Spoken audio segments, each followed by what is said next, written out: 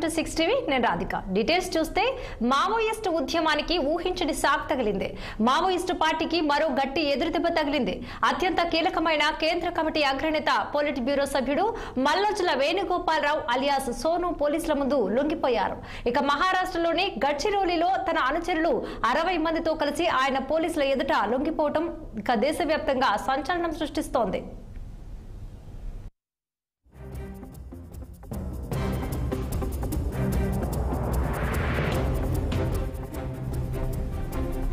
Party అనుసరిస్తున్న విధానాలతో వేణుగోపాల్ కొంతకాలంగా తీవ్ర అసంతృప్తితో ఉన్నట్లు తెలుస్తోంది. విప్లవోద్యమాన్ని విజయవంతం చేయాలంటే ప్రజల్లోకి బహిరంగంగా వెళ్లటమే సరైన మార్గమని ఆయన భావించినట్లు సమాచారం. ఇదే విషయంపై పార్టీకి ఆయన రాసిన ఓ లేఖ తీవ్ర కలకలం రేపింది. కొన్ని రోజుల క్రితం దివంగత మావోయిస్టు నేత తన సోదరుడైన మల్లోజుల కోటేశ్వరరావు పేరుతో రాసిన మరో లేఖలో కూడా ఆయన తన అసంతృప్తిని వెళ్లగక్కినట్లుగా తెలుస్తోంది.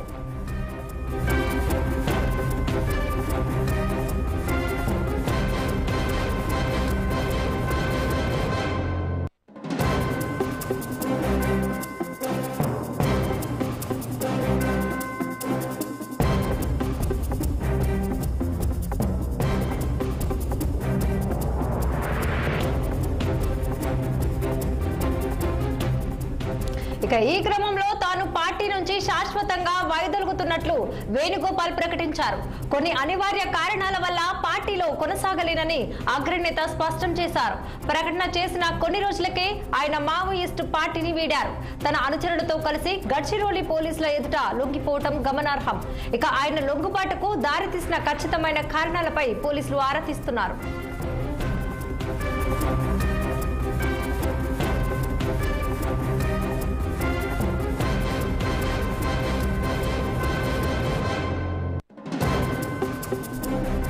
సిపిఐ మావోయిస్ట్ పోలిట్ బ్యూరో సభ్యుడు మల్లోజుల వేణుగోపాల్ లొంగిపోవటం పట్ల పెద్దపల్లిలో ఉన్న ఆయన కుటుంబ సభ్యులు సంతోషం వ్యక్తం చేస్తున్నారు.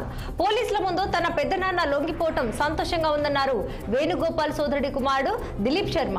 తన పెద్దనాన్న ఉద్యమంలో చాలా కాలం పనిచేశారని, ప్రస్తుతం ఆయన 70 ఏళ్ల వృద్ధుడని తెలిపారు. కాలం మారుతున్న సందర్భంగా ఆపరేషన్ కగార్లో బీభత్స పరిస్థితులు నెలకొన్నాయని మేధావులు అంటున్నారని ఆయన పేర్కొన్నారు. ఇక ఈ పరిస్థితుల్లో లొంగిపోవటం మంచిదేనని అభిప్రాయం వ్యక్తం చేశారు దిలీప్ శర్మ. పొలిట్ బ్యూరో సభ్యులు మల్లోజుల వేణుగోపాల్ లొంగుబాటుపై మీ అభిప్రాయం చెప్పండి. సో ఆయనే మా యొక్క చిన్న బాబాయ్ మల్లోజుల వేణుగోపాల్ గారు. మేము పుట్టక ముందే వాళ్ళు అజ్ఞాతంలోకి వెళ్ళారు. గత 45-50 సంవత్సరాల నుంచి ఆయన నమ్మిన సిద్ధాంతం కోసం తన యొక్క జీవితాన్ని అంతా కూడా ధారపోసి ఈరోజు వృద్ధాప్యం లోపల బయటికి వస్తున్నాడు అనేటువంటి వార్తలు 70 పదులు దాటినటువంటి ఈ వయసులో ఆయన బయటికి వస్తున్నాడు అనేటువంటి వార్త మీ పత్రికల ద్వారా, అదేవిధంగా మీ యొక్క టీవీల ద్వారా గత 10-15 రోజుల నుంచి చూస్తూ ఉన్నాము. ఓ రోజు ఇది నిజము అని చెప్పారు, ఓ రోజు ఇది అబద్ధము అని చెప్పారు, మళ్ళీ ఓ రోజు నిజము అని చెప్పారు.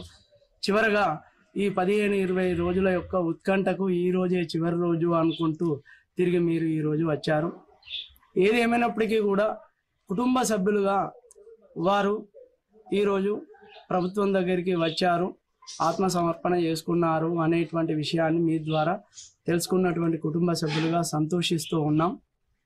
తప్పకుండా కూడా వాళ్ళు మారుతున్నటువంటి కాలమాన పరిస్థితులకు అనుగుణంగా ఒకటి వృద్ధాప్య కారణాల చేత కానీ మరే కారణం చేత కానీ వాళ్ళు బయటికి రావడము కుటుంబ సభ్యులుగా మేము ఎంతో సంతోషిస్తున్నాం.